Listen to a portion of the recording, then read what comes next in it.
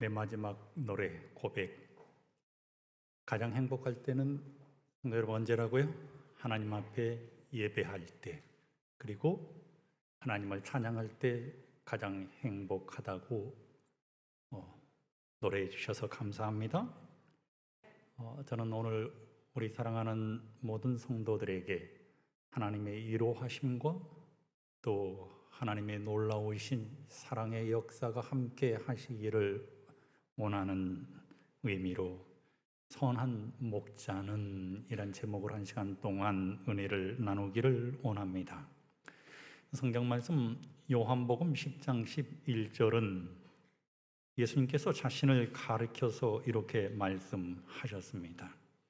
나는 선한 목자라. 선한 목자는 양들을 위하여 목숨을 버리거니와. 지난 며칠 전에 비가 많이 오지 않았습니까? 비가 그친 저녁 무렵에 우리 집사람과 함께 한강을 산책할 수 있었습니다. 한강에 나가보니까 너무 좋은 거예요. 얼마나 이 야경이 좋은지 걸어가다 보니까 광진교가 가까이 이르게 되었습니다. 그래서 다시 돌아온다는 것은 제 체력으로는 도저히 불가능할 것 같아서 버스를 타고 가자고 했습니다. 버스 정거장에 가서 앉아 있는데 버스가 오지 않는 것입니다.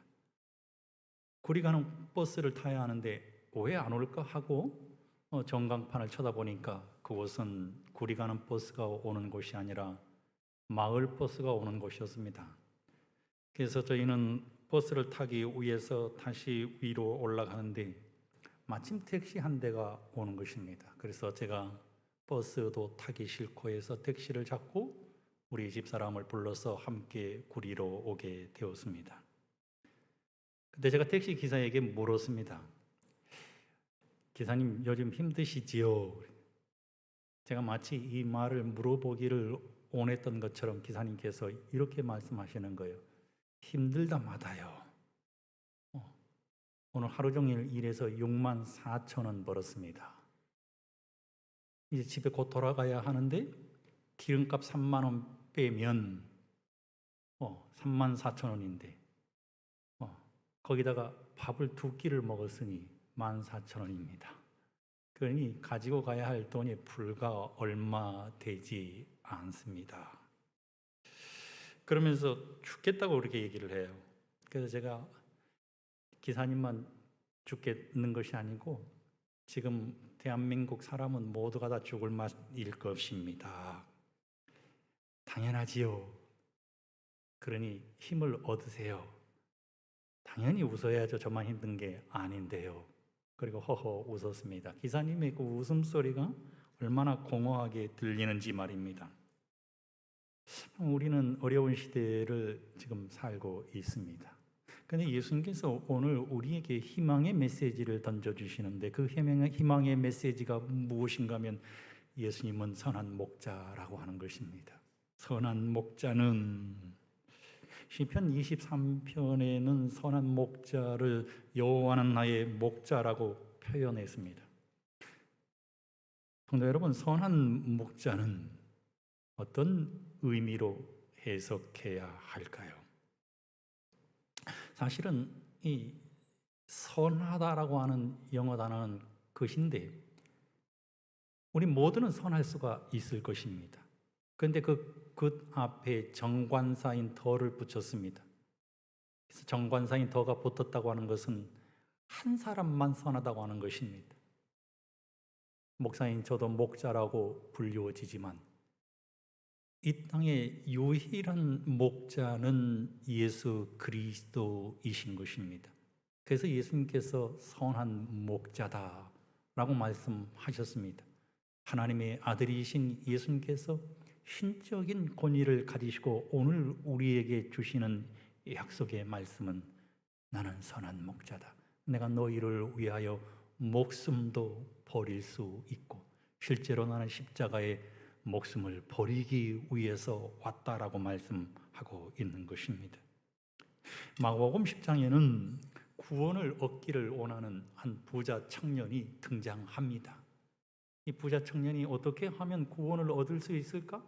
예수님을 어떻게 불러야 할까? 생각하다가 예수님을 선한 선생님이여 라고 불렀습니다. 그때 예수님께서 마가복음 10장 18절에 예수께서 이르시되 내가 어찌하여 나를 선하다 일컫느냐? 하나님 한 분 외에는 선한 이가 없느니라. 오직 선하신 분은 하나님 외에는 없다고 예수님께서 말씀하셨습니다. 이 말씀의 의미는 마가복음이 이 하나님의 종으로 표현되어졌기 때문에 예수님도 선하지 않다라고 부자 청년에게 말씀하신 것입니다. 그런데 요한복음은 하나님의 아들, 다시 말하면 예수님께서 신성을 가지신 분이라고 쓰여진 책이기 때문에 요한복음 10장 11절의 말입니다. 예수님께서 나는 선한 목자다. 선한 목자는 양을 위하여 목숨을 버린다 라고 말씀하고 계시는 것입니다. 이 힘든 시대에 하나님이셨던 그분이 우리 가운데 오셔서 장막을 치시고 우리와 함께 걸어 주시겠다고, 우리를 앞장서서 가져가 주시겠다고, 우리의 길을 평케 해주시는 선한 목자가 되어 주시겠다고 하시는 이 놀라운 약속의 말씀으로 우리 모든 성도들이 힘을 얻게 되시기를 소망하는 것입니다. 성도 여러분, 양은 시력이 굉장히 나쁜 동물입니다. 가까이는 볼 수 있지만 10m 바깥은 양이 볼 수 없다고 합니다. 목자의 인도함 없이는 한 발자국도 뗄 수 없습니다. 양은 정말 잘 속는 동물이라고 합니다. 잘 넘어지는 동물입니다. 한번 넘어지면 지 스스로는 일어날 수가 없는 동물입니다. 이기적이고 제멋대로입니다. 방향 감각도 없습니다. 방어력도 제로입니다.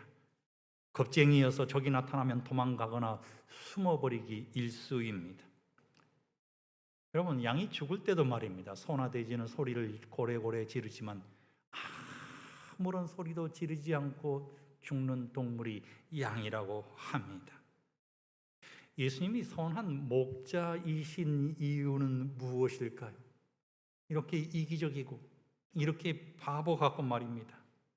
이렇게 약해 빠진 양을 위해서 선한 목자가 되어주시겠다고 약속하신 예수님께서 이와 같은 삶을 살아갈 수밖에 없는 오늘 우리에게 말입니다. 선한 목자가 되어주셔서 우리를 배려하시고 우리를 사랑해 주시고 우리를 이해해 주시고 우리를 인도해 주시고 우리와 동행해 주시겠다고 하시는 이 놀라운 약속의 말씀으로 우리 모든 성도들이 큰 은혜를 누리기를 원하는 것입니다. 성경은 전반적인 부분에서 예수님은 우리의 목자가 되어주신다고 말씀하고 있습니다. 창세기 48장 15절에 있는 말씀을 보면 나의 남으로부터 지금까지 나를 기르신 하나님이란 표현을 썼습니다.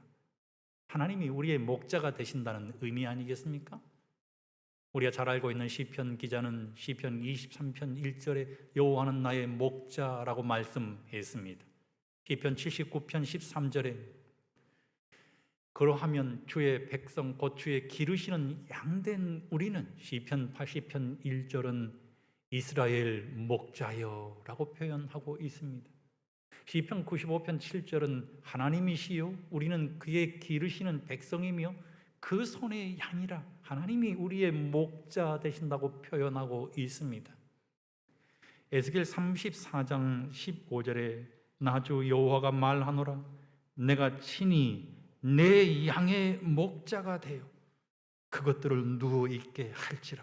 하나님께서 친히 목자가 되어 주셔서 어렵고 힘든 이 시대를 살아가고 있는 우리에게 평안을 주시겠다고 약속하신 것입니다. 그래서 이사야 53장 6절은 우리는 다 양 같아서 각기 제 길로 갔지만 선한 목자 되신 예수님께서 우리를 구원하시기 위해서 십자가로 가시고 우리를 영원한 하늘 본향에 있게 하시겠다고 하시는 놀라운 약속이 들어가 있는 것입니다. 성도 여러분, 성경의 마지막 책은 요한계시록 7장 17절에 이렇게 얘기합니다. 이는 보좌 가운데 계신 어린 양이 저희의 목자가 되사 생명수 샘으로 인도하시고 하나님께서 저희 눈에서 모든 눈물을 씻어 주실 것임이러라. 어린 양이 저희의 목자가 되사. 저는 이 표현이 제 가슴속에 굉장히 깊은 울림으로 다가옵니다. 우리의 삶이 어떠하든지 간에, 내가 처해 있는 환경이 어떠하든지 간에 하나님께서 우리의 목자가 되시면 우리를 생명수 샘으로 인도하시고 우리 눈에서 모든 눈물을 씻어 주실 것이라고 하는 하나님이 해답이 되어 주시겠다고 하시는 이 놀라운 약속 때문에 깊은 울림이 되어 감동할 수밖에 없는 것입니다. 그러므로 오늘 우리 사랑하는 모든 성도들이 예수님이 우리의 선한 목자가 되어 주심을 인하여 감사하는 신앙의 삶을 살아가게 되시기를 소망하는 것입니다. 선한 목자는 우리에게 문이 되어 주십니다. 요한복음 10장 7절은 그러므로 예수께서 다시 이르시되 내가 진실로 진실로 너에게 말하노니 나는 양의 문이라 라고 표현했습니다. 예수님 당시 사회적인 배경을 보면 말입니다. 목자들이 말입니다. 양을 몰고 초장에 가서 먹인 다음에 밤이 되면 돌아옵니다. 그러면 한 가정에 양이 한 20마리 정도 되면 약 100마리 정도를 가둘 수 있는 우리가 있다고 할 것 같으면 말입니다. 그 양을 말해요. 한꺼번에 모아서 그곳에 있게 한 다음에 일이나 도적들로부터 그 양을 지키기 위해서 양의 문을 누가 되었는가 하면 목자가 양의 문이 되어서 양들을 지켰습니다. 맹수로부터 도적들로부터 말입니다. 양에게 가기 위해서는 반드시 목자를 지나가야만 했습니다. 그런데 우리가 성경에 있는 말씀을 보면 말입니다. 예수님 당시의 목자는 어떤 계층이었는가 하면 바리새인들이 목자의 역할을 감당하는 계층이었습니다. 근데 우리가 잘 알고 있는 것처럼 바리새인들은 말입니다. 율법적이었습니다. 남들을 비판하기를 좋아했습니다. 자신들의 울타리 안에 들어오지 않으면 절대로 함께 섞이지 않는 무리였습니다. 이해심이 없었습니다. 배려가 없었습니다. 그렇기 때문에 그들은 사랑을 모르는 사람들이었습니다. 오히려 사람들을 정죄하는 목자였습니다. 그래서 예수님께서 이들을 가리켜서 사꾼이라고 표현하신 것입니다. 실제로 요한복음 8장에서는 간음한 여인이 등장합니다. 그런데 간음한 여인을 예수님에게 끌고 온 장본인들이 누군가 하면 당시 목자라고 일컬어지던 바리새인들이었습니다. 그들은 예수님 앞에 간음한 여인을 데리고 와서 예수님, 모세의 법대로 돌로 쳐서 죽여야 되지 않겠습니까? 그때 예수님께서 무릎을 꿇고 땅에다가 글을 쓰셨습니다. 그 글의 내용은 성경에 등장하지 않지만 나는 선한 목자이다. 그러니 이 여인을 정죄할 수 없다. 이 여인을 위해서 내가 목숨을 버려야 한다라고 쓰시지 않았을까요? 그리고는 예수님께서 그 여인의 모든 죄를 사유하여 주시고 그 여인에게 다시 살아갈 새로운 힘을 주셨습니다. 성경은 예수와 여인만 남았다라고 기록하고 있는 것입니다. 요한복음 9장에서는 날 때부터 소경된 불쌍한 양이 있었습니다. 날 때부터 소경이 되었어요. 회당에 있기를 원했습니다. 그런데 바리새인들이 이 소경을 쫓아내버렸습니다. 목자인 이들이 말입니다. 소경을 내쫓는 모습을 보시고 예수님께서 요한복음 9장 5절에 너희는 타인이다라고 말씀하셨습니다. 8절에서는 너희는 절도요, 너희는 강도라고 말씀하셨습니다. 12절로 13절에 너희는 절대로 목자가 될 수 없다. 너희는 삭꾼이다. 그리고 예수님께서 요한복음 10장에 선한 목자는 나다라고 말씀하고 있는 것입니다. 왜냐하면 요한복음 8장에서 그들은 간음한 여인을 정죄했지만 예수님은 용서하셨고 사랑하셨고, 요한복음 9장에서 소경된 자를 예수님께서 사랑으로 고쳐주셨기 때문인 것입니다. 그래서 요한복음 14장 6절은 예수께서 가라사대 내가 곧 길이요 진리요 생명이니 나로 말미암지 않고는 아버지께로 올 자가 없느니라. 요한복음 10장 9절에 내가 문이니 누구든지 나로 말미암아 들어가면 구원을 얻고 또는 들어가며 나오며 꼴을 얻으리라. 요한복음 11장 25절에 예수께서 가라사대 나는 부활이요 생명이니 나를 믿는 자는 죽어도 살겠고인 것입니다. 그래서 이 성경의 말씀을 종합하면 오직 예수입니다. 항상 예수입니다. 끝까지 예수입니다. 영원히 예수인 것입니다. 예수님 외에는 인생에 답이 없다는 의미인 것입니다. 예수님 외에는 문이 없기 때문인 것입니다. 그러므로 성도 여러분, 우리의 신앙의 삶에서, 우리의 일상의 삶에서 그리스도 예수께서 문이 되어주시기를 간절히 축원드립니다. 여러분 가정의 문이 그리스도가 되어주셔서 여러분이 오고 들어갈 때, 가고 나갈 때 예수님이라고 하는 문을 통해서 들어가고 나가면 우리의 인생이 참으로 행복하지 않을까요? 왜냐하면 예수님이 선한 목자이기 때문인 것입니다. 사랑하는 자녀와 대화할 때도 그리스도의 문을 통해서, 사랑하는 남편과 아내와 대화할 때도 그리스도의 문을 통해서 들어가게 되시기를 소망하는 것입니다. 여러분이 교회에 들어오실 때에도 그리스도의 문을 통해서 들어오셔야 그리스도를 만나서 여러분의 영적인 갈증이 해결되어진다는 사실을 기억하게 되시기를 주의 이름으로 간절히 축원드립니다. 두 번째로는 오늘 여러분, 예수님은 우리를 아신다고 표현합니다. 선한 목자는 우리를 아시는 분이십니다. 요한복음 10장 14절에 나는 선한 목자라. 내가 내 양을 알고 양도 나를 아는 것이라고 표현했습니다. 정말 감동적인 말씀 아니겠습니까? 선한 목자 되신 예수님이 우리를 아시는 것입니다. 한 번만 아신다고 표현한 게 아닙니다. 요한복음 10장에서는 무려 4번에 걸쳐서 예수님께서 나를 아신다고 말씀하셨습니다.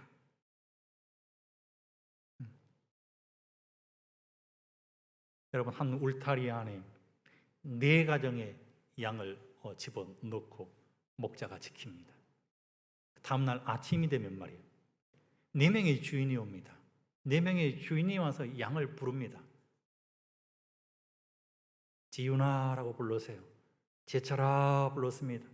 승현아 불렀습니다. 그랬더니요, 한꺼번에 그 양이 주인의 음성을 듣고 모였습니다. 이번에는 다른 주인이 와가지고는 순종아라고 불렀어요. 그랬더니 또 한 무리가 이루어진 것입니다. 이 말씀의 의미는 어떤 의미인가 하면, 주인이 부르는 소리를 양들이 다 아는 것입니다. 다시 말하면 목자가 양의 이름을, 양의 생김을, 그의 모든 일거수일투족을 알고 있다라는 의미가 아니겠습니까? 하나님이 모세를 아실 때 그 이름으로도 아신 것처럼 목자가 양의 이름을 부르면 양은 순식간에 한 대로 모아졌습니다. 하나님은 모세를 이름으로 아시는 것처럼 우리를 아신다고 말씀하고 있습니다. 그래서 이사야 43장 1절에는 내가 너를 지명하여 불렀나니 너는 내 것이라.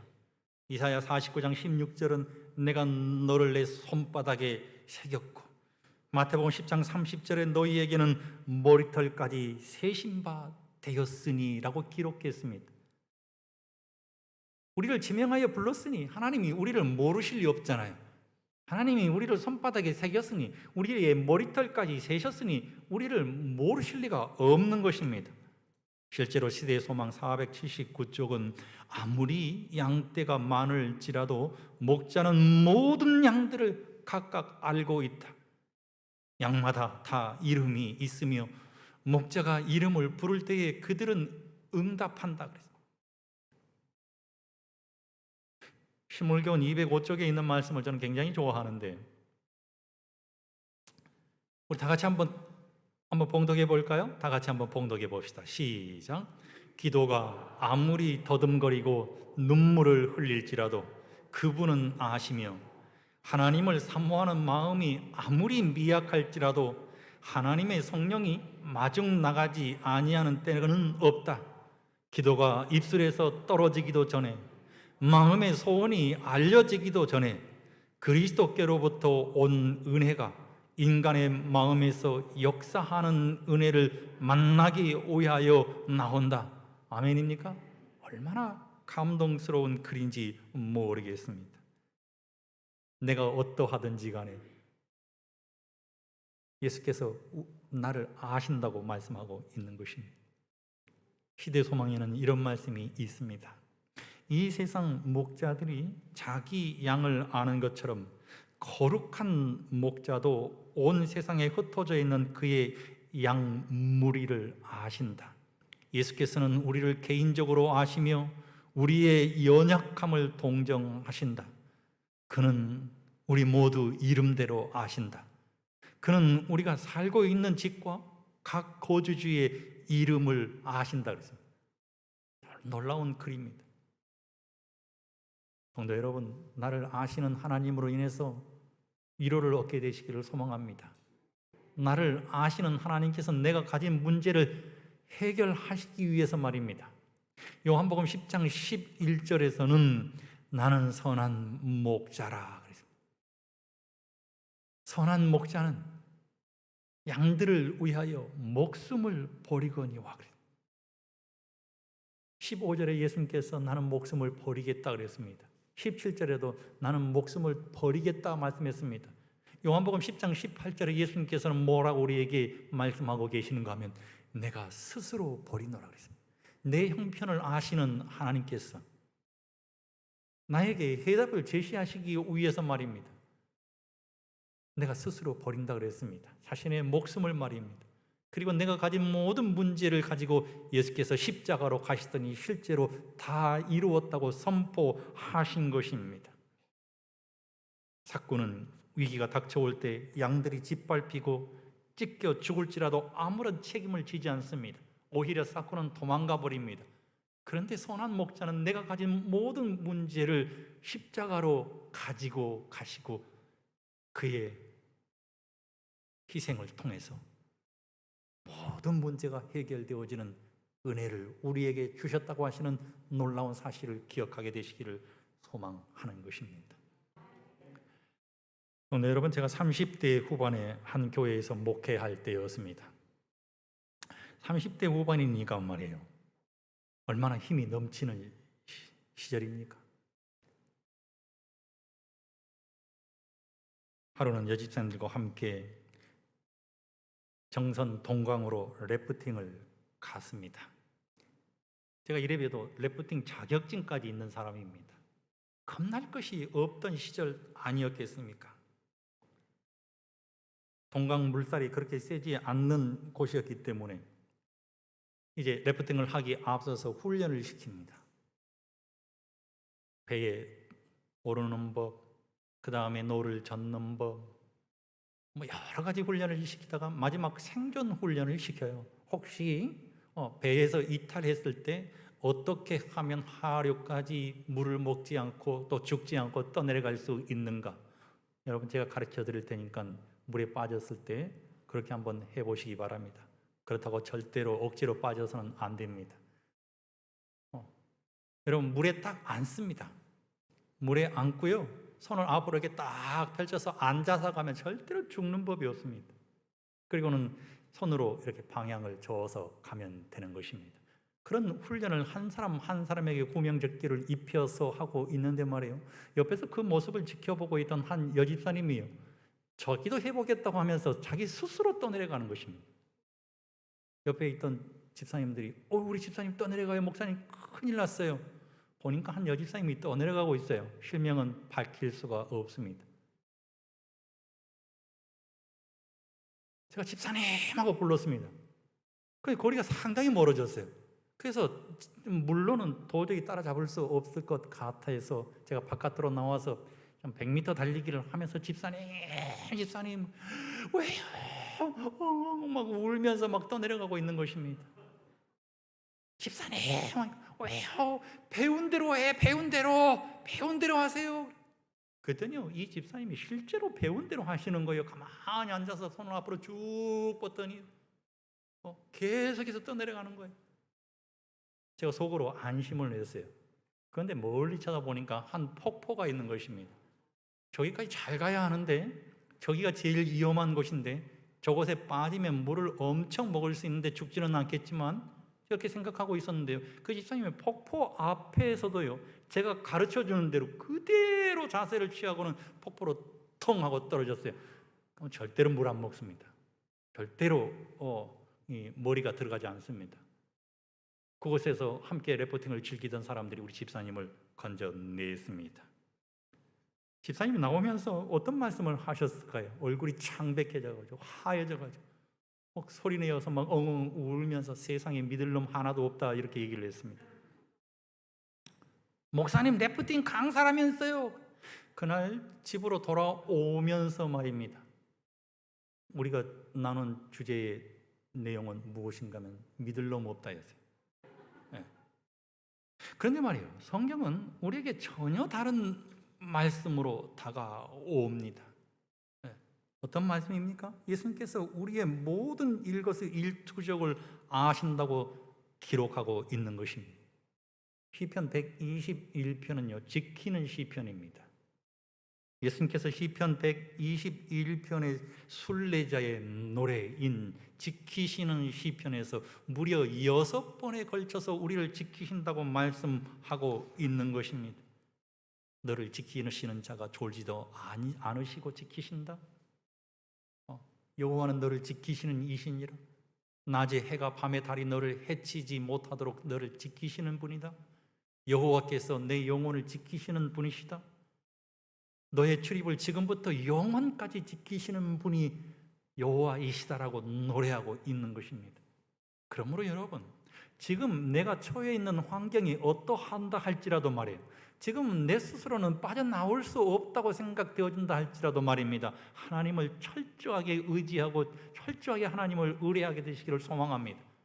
왜냐하면 하나님은 우리를 지키시는 분이시기 때문에, 우리를 위해서 이 땅에 오셔서 목숨을 버리시고 십자가에서 우리의 모든 문제를 해결하신 분이시기 때문에 지금 우리가 가진 모든 문제를 해결해 주신다는 사실을 기억하게 되시기를 간절히 소망하는 것입니다. 계속해서 성경은 신명기 32편 10절에 여호와께서 그를 황무지에서 짐승의 부르짖는 광야에서 만나시고 호위하시며 보호하시며 자기 눈동자같이 지키셨도다 라고 기록했습니다. 사무엘상 25장 29절은 내 주의 생명은 내 주의 하나님 여호와와 함께 생명싸게 속에 쌓였을 것이요 라고 기록했습니다. 하나님은 당신의 백성을 보호하시되 당신의 생명싸게 말입니다, 당신의 날개 아래 말입니다, 당신의 그늘 아래 두시고 보호하시겠다고 말씀하셨습니다. 우리를 보호하시기 위해서 예수님은 묵묵히 십자가로 나아갔습니다. 십자가는 예수님께서 선한 목자가 되신다는 증표인 것입니다.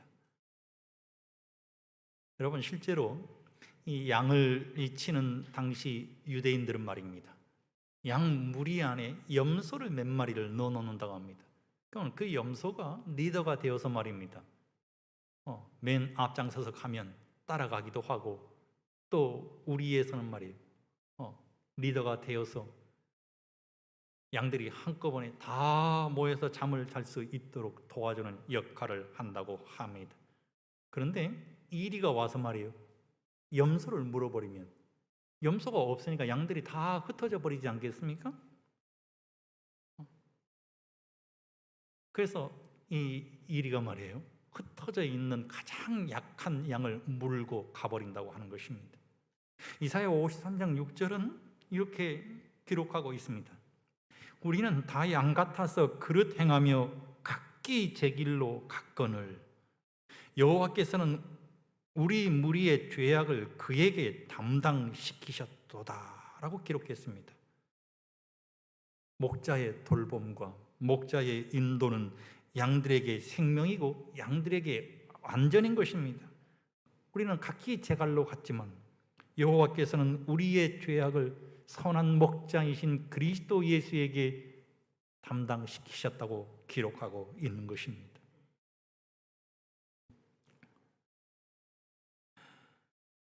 그리스도에게 자신을 바친 영혼은 그가 보시기에 온 세계보다도 더 귀중하다.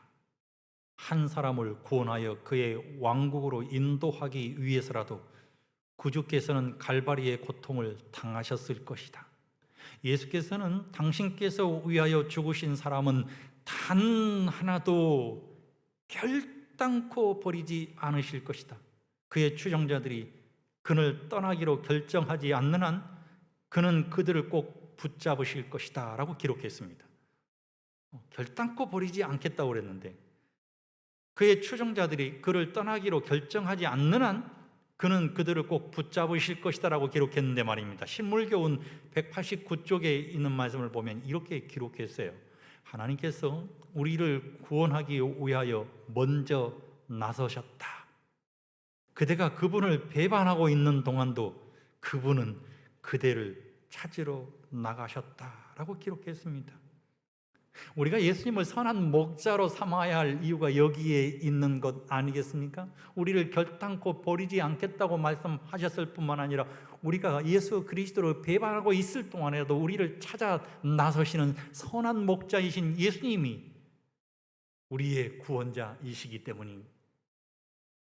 그런데 여러분, 예수님을 사랑하시는 이유가 여기에 있는 것이죠. 오직 예수, 항상 예수, 끝까지 예수, 영원히 예수가 되어야 할 이유가 여기에 있는 것 아니겠습니까? 양은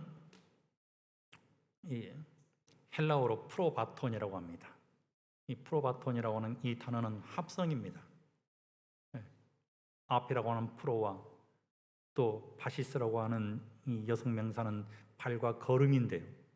이게 이 합성되어서 중성 명사형 단어가 되었는데 이 말의 의미는 무엇인가 하면 양은 앞만 향해 걸어가는 존재인 것입니다. 사람은 위를 쳐다보는 존재인데 이를 쳐다보는 존재인 우리는 그리스도께서 우리를 어디로 인도하든지 따라가는 백성이라는 의미인 것입니다. 앞만 보고 가는 존재라는 것입니다. 그리스도만 바라보는 존재라고 하는 것입니다. 뒤를 돌아봐서는 안 되는 것입니다. 옆을 쳐다봐서도 안 되는 것입니다. 우리의 인도자 되신 선한 목자이신 그리스도 예수만을 따라가는 존재라고 하는 것입니다. 실제로 양은 누군가 먼저 걸어가기 시작하면 하나 둘 따르다가 무리 전체가 따르다고 합니다. 반면에 누군가가 선도하지 않으면 절대로 움직이지 않는다고 하는 것입니다. 누군가가 앞장서야 하는 것입니다.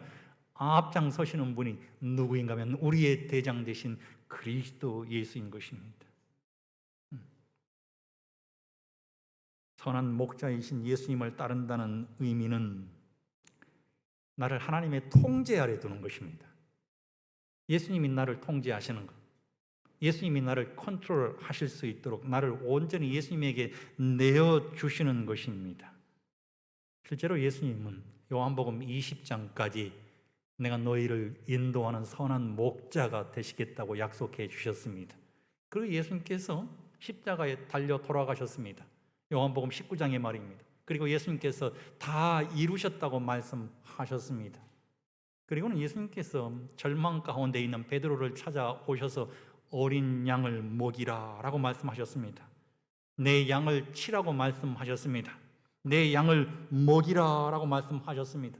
이 말씀의 의미는 무엇인가 하면 선한 목자이신 예수 그리스도를 따르라는 의미인 것입니다.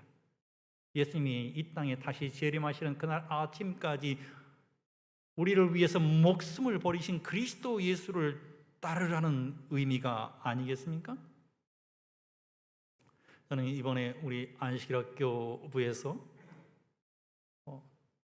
13 기억절 암송 대회를 하는 것에 담임 목사로서 큰 감동을 받았습니다.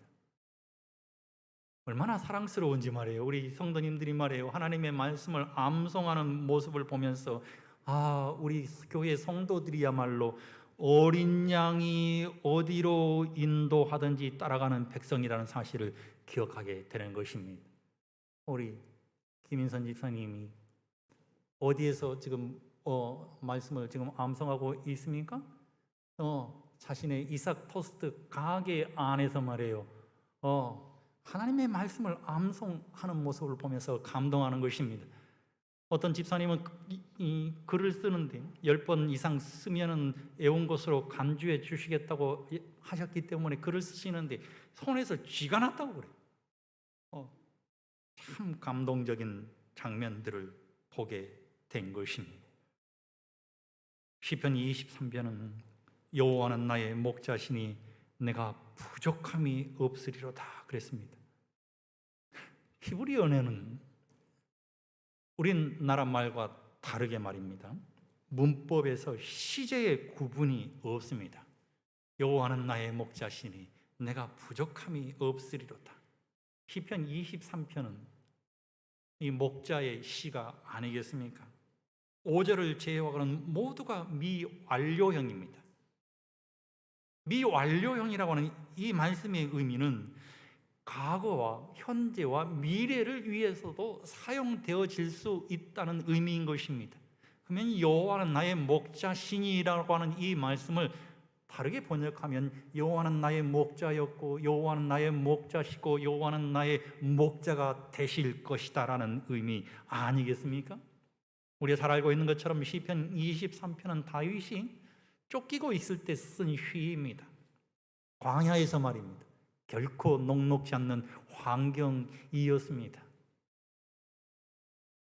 그런데 다윗이 시편 23편을 기록할 때 여호와가 나의 목자이셨고 여호와가 나의 목자시고 여호와가 앞으로도 목자가 되실 것이기 때문에 나는 한없이 평안하다라고 기록하고 있는 것입니다.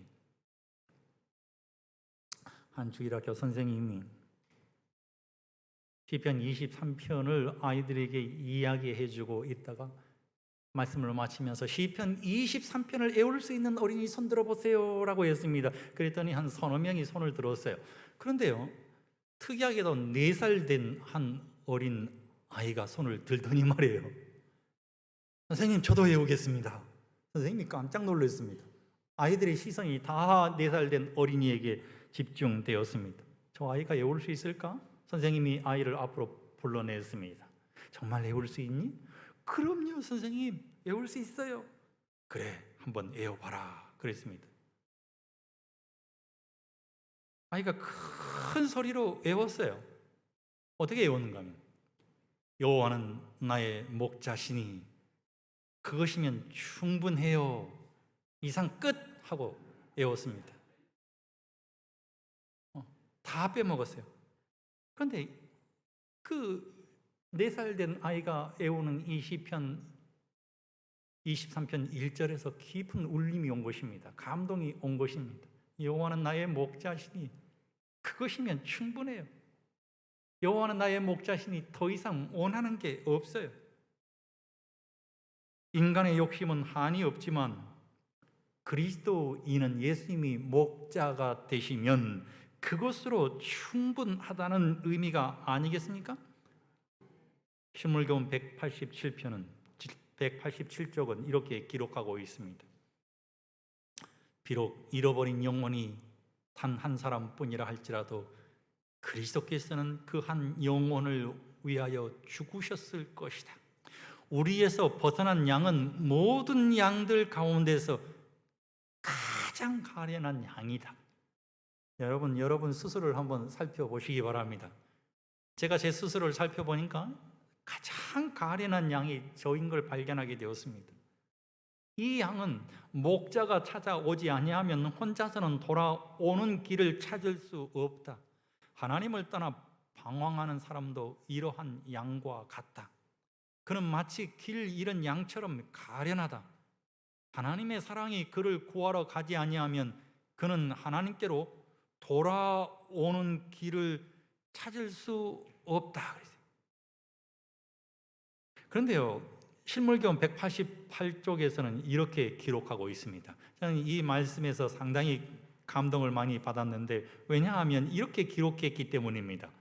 목자가 양을 찾지 못하고 섭섭한 마음으로 돌아갔다는 말이 없다. 다 찾았다는 의미입니다. 내가 어디에 있든 목자가 우리를 다 찾아주신 것입니다. 뿐만 아니라 이 비유에는 실패했다는 말이 없고 오직 성공했다는 말과 그 양을 찾아 몹시 기뻐했다는 말만 있다라고 기록했습니다.